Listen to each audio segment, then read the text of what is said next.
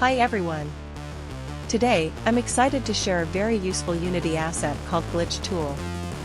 If your game needs visual effects like mechanical failures, digital distortion, or signal interference, this tool is perfect for you. Glitch Tool lets you easily add dynamic glitch effects to your 3D objects, giving your project a strong sci-fi and textile atmosphere. It's extremely easy to use, just drop it onto your object, and the effect works right away.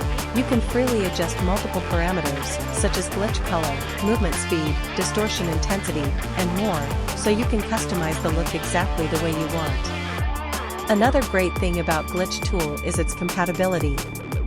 It supports URP, HDRP, and the built-in render pipeline, so no matter what rendering pipeline your project uses, it integrates smoothly.